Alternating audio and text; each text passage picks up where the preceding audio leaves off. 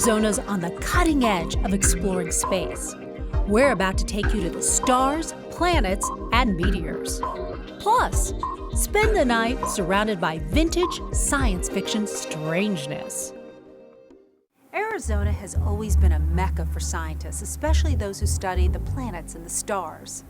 Hi everyone, I'm Robin, so welcome to Arizona Highways. If you have a fascination for the galaxy, you should come right here to the Dorrance Planetarium at the Arizona Science Center.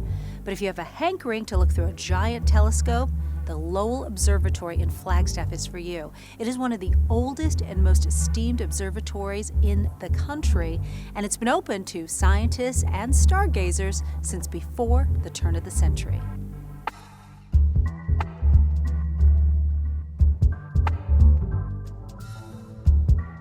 We are here on Mars Hill overlooking downtown Flagstaff. It's the cold, clear mountain skies above Flagstaff that drew astronomers here more than a century ago. Very little moisture in the air, no big city lights. Things that might blur what you see through a telescope. Telescopes are light buckets. What astronomers do is collect light and interpret it. Percival Lowell picked this site in 1894. Work here at Lowell Observatory 100 years ago led to the first evidence that the universe is expanding. A ton worth of weight on the telescope itself, a ton counterweight, and a couple more tons on the pier that holds it. It is a 24-inch lens, so you have a 24-inch lens at the very top of it.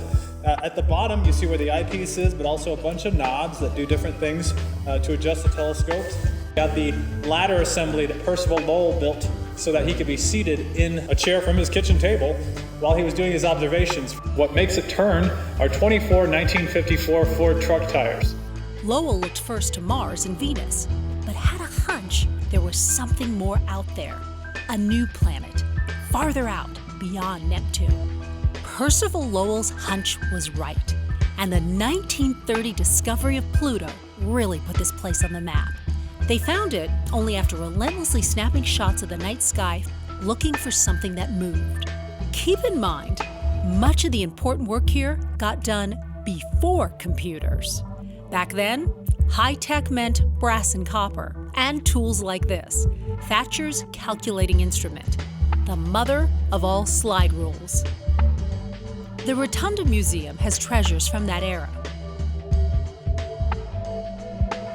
The search for answers continues at Lowell, but with ever better tools. The hunt for planets elsewhere in the universe and the characterization of what planets outside our solar system might look like. Hunting done here, in other telescopes south of Flagstaff on Anderson Mesa. And this year, the Discovery Channel telescope will dwarf them all. These are time-lapse pictures of the DCT, as it's called, being built. Inside, a big new mirror and powerful new sensors to gather faint light from far away. The new Discovery Channel telescope, which we have almost completed, has a primary mirror about 168 inches in diameter.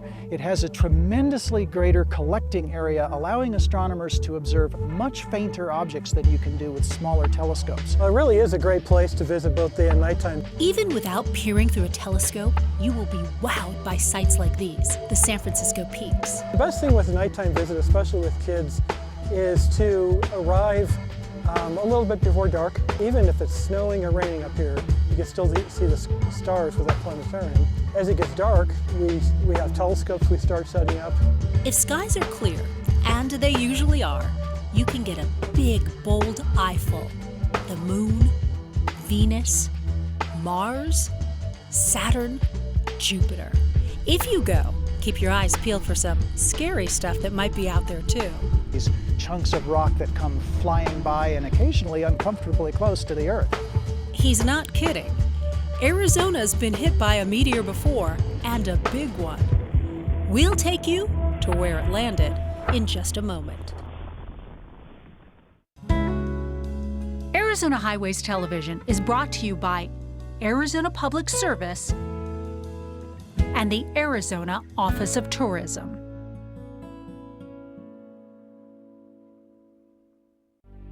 Meteor Crater. So what made this massive hole? Scientists believe that 500 million years ago, a collision occurred in the asteroid belt. An iron-nickel fragment spun off into space.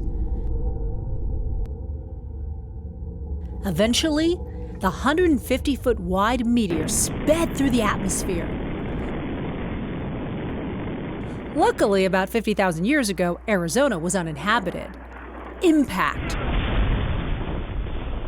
and shockwave.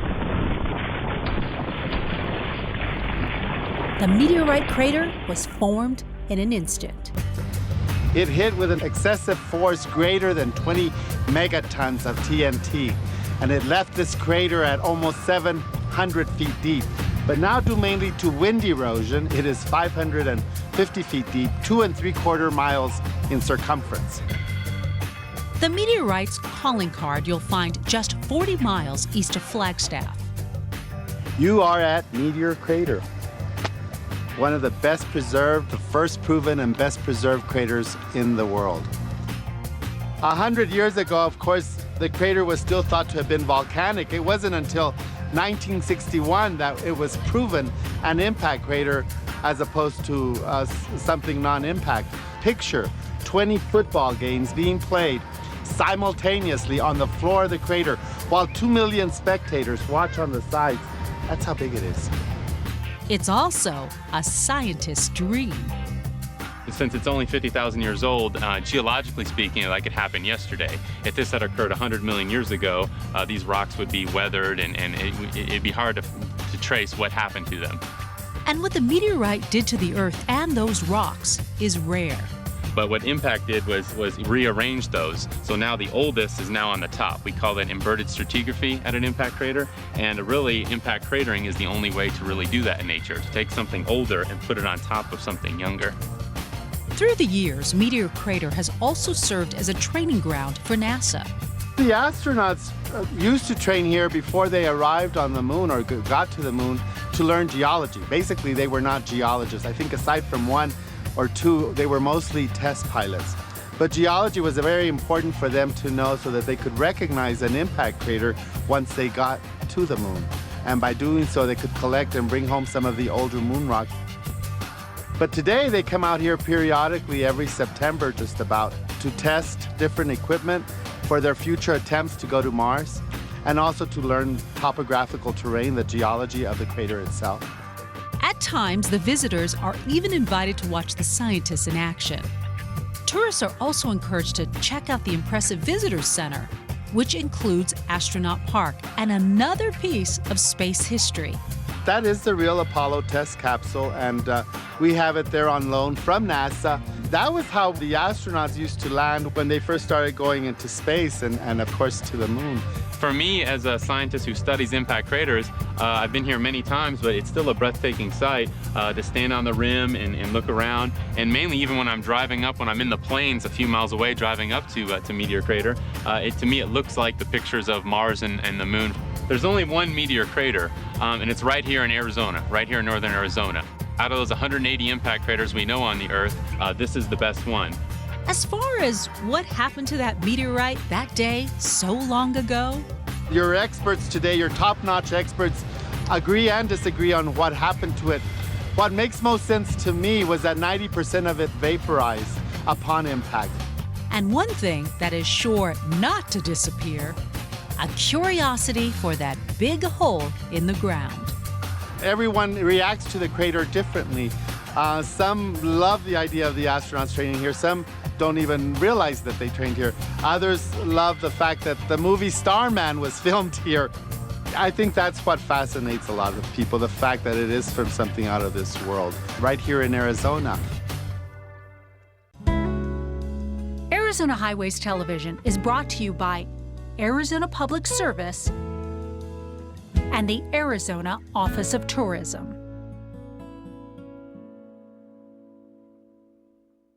It's a journey into the heart of space, That was pretty neat.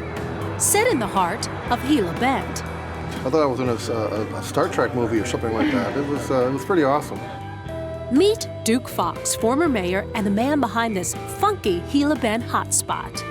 All right, so this Space Age Lodge, from what I hear, it's kind of a Gila Bend institution, or is it an Arizona institution? It's almost in Arizona, but a lot of people here, just a lot of people in Phoenix and everything else, they know the space age because of notoriety. It's a lot of fun. This property is 44 years old.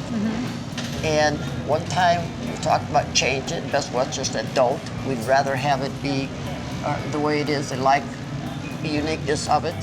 The hotel, built at a time when America was mesmerized by outer space.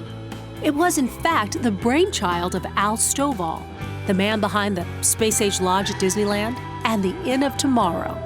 So what is it about it? I mean, obviously it's the decor that makes people want to come here? Yes, because it's fun. It's something different. The Space Age is one of these things. If you say, where are you from? You say Gila Bend, and a person will say Space Age because it's that well known. From the rooms to the very popular diner, guests are sure to get lost in space. Now the lobby, when people first come to the Space Age, you notice the spaceship and then you walk into the lobby. What's their reaction? What do they see when they first come in? Very surprised, but they enjoy it. They look up at it, they study it a little bit. They might even take out a camera and take a picture of it. Duke and his crew are even on NASA's radar. Check out this original memorabilia commemorating the first Mars rover, a gift straight from NASA. All right, so Duke, tell me a little bit about this mural behind you, because it looks like something from Star Trek to me. We have a man that we know very well. He paints murals every place. He made a sketch. We sent it to Universal Studios, and they said it was too similar to theirs, and they wouldn't let us have it. They said we have to change it. Okay. So we put on this, the little light up there, it says Outer Limits. We sent it to Universal Studios, and they said, good, we'll go with that. Really? And that's where that came from. Duke calls it his fun property, and that it is. It's a place where you can get your fill with a good meal and a little side of outer space.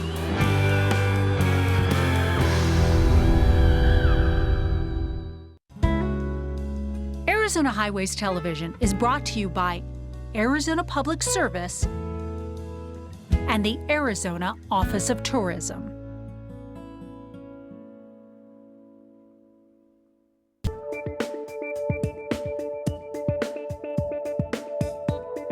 Kitt Peak was actually founded in 1958, but the idea for a national observatory began much earlier.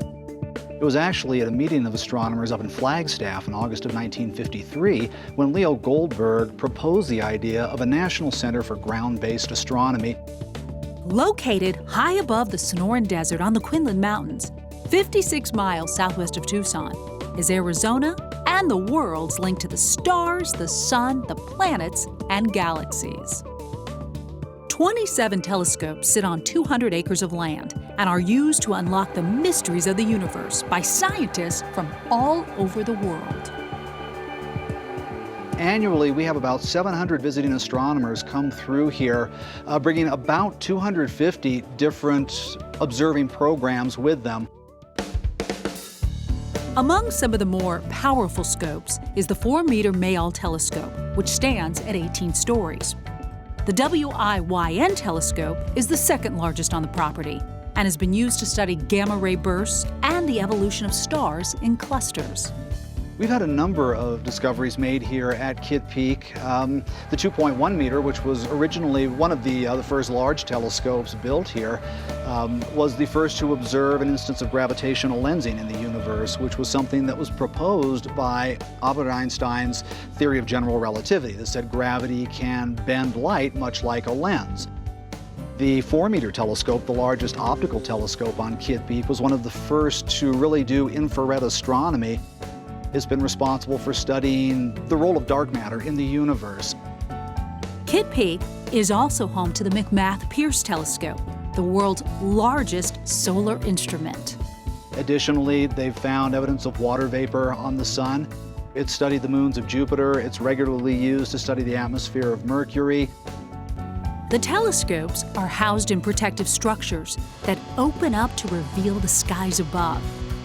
It's kind of like a metal curtain call. All eyes wait for the doors to open to catch the big show. Specialized computers help astronomers navigate the telescopes all over the nighttime skies. For people who visit Kitt Peak, I really hope that they're able to leave with a better understanding and appreciation for the science of astronomy, what it is we do here, how we advance humanity's understanding of the cosmos and our place in it. If you would like to peer through one of the 3 telescopes at the Visitor Center here at Kitt Peak, you can do so all year long, 7 nights a week, except for 6 weeks during the monsoon season. Kitt Peak offers an observing program that's open to the public.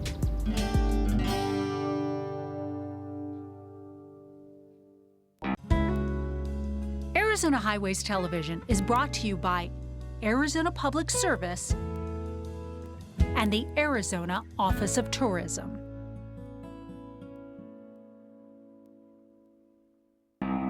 Just south of Kingman, where Interstate 40 takes a brief southern dip to Needles, there's a giant beacon in Yucca. I get so many questions and people stop and say, what is it? Is it a weather balloon? Is it a museum? What is it? It looks like a golf ball on a tee, but actually, it is a geodesic comb, and it is the only geodesic comb in the world on a pole. In 1972, the Dinosphere was billed as the future Lake Havasu Estates, only it was 40 miles from the lake. No homes were ever built, and the developer vanished. Still, the globe caught Patricia Grady's eye. I was reading a magazine back in 1972 where they explained they were building this home out here, and it was going to cost them $125,000 to build the home. She didn't have the money then, but 30 years later, one day I was coming down Highway 40 and I saw a for sale sign in front, and I stopped. She bought it, and the quirky spacecrafts with it, from a couple who originally rescued the ball. She then restored it, built a mini-mart, and renamed it. I call it Area 66. As in Route 66. And apparently, one other reason. I myself and my husband have seen things out here at night that we cannot explain. And it seems she's not alone. I've had people come into the store here and tell me stories about the lights out in the desert. And at first I kind of didn't believe it, but I do believe it now because I've seen it. If it grabs your attention from the road, why shouldn't the giant lollipop stop a terrestrial or two? Plausible or not, Patricia plays it up in the store. We have our own beef jerky products. We have pistachios, dried fruit, and trail mix, all our own label. Stop for snacks or a cool drink, but don't stop to ask if Area 66 is for sale. I'm 61 years old, and I finally got what I wanted, so I don't plan on selling it or moving anywhere in the near future. Unfortunately, like Area 51, no one's allowed inside. Arizona Highways Television is brought to you by Arizona Public Service and the Arizona Office of Tourism. To find many of Arizona's roadside destinations, all you have to do is follow the signs. You get here, what you see is a "Here it is" sign. If you notice, it's pointing like in an arrow, so it's showing where the business is in it. That's the meaning behind it. Here it is. You're 5 miles west of Joseph City, Arizona, 75 miles east of Flagstaff, Arizona. Tony and his wife own and run the Jackrabbit Trading Post. It's been around since 1949. Started by James Taylor. 69 or 70, my wife's grandpa took it over, bought it from him, and it's been in the family since then. Route 66 runs right in front of the store and gives drivers a chance to pull over, stretch their legs, and pick up a souvenir or two. We sell a little bit of everything. Moccasins, we have mostly a lot of rabbit stuff in that, of course. Here it is on it. 66 mostly. We do quite well with that. A lot of Mexican in that. American native stuff, jewelry. You have some odd questions people asking about what the meaning is behind the rabbit. Do we have rabbit soup, rabbits for sale, or just anything like that? It's just a logo to pull people in. We have one of our signs out here that actually pulls people in. It's Ride the Rabbit, and that ride's had a lot of people on it. Sometimes the signs aren't quite as obvious. Along Highway 93 between Kingman and Las Vegas, Grasshopper Junction just all of a sudden jumps out. This was what you saw first when you came to Arizona. This is the gateway to Arizona. While you can now stop for deli sandwiches, drinks, and lottery tickets, it was originally built as a honky-tonk.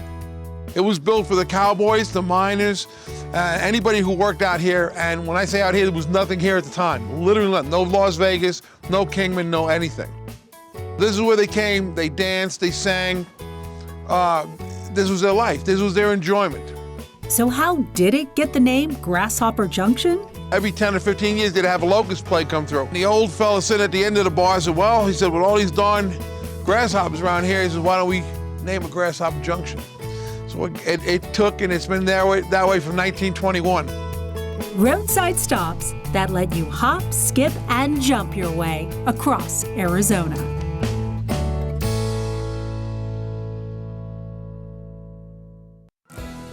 Thanks everyone so much for joining us. I'm Robin Sewell, and we'll see you on the next Arizona Highways. Arizona Highways Television is brought to you by Arizona Public Service and the Arizona Office of Tourism.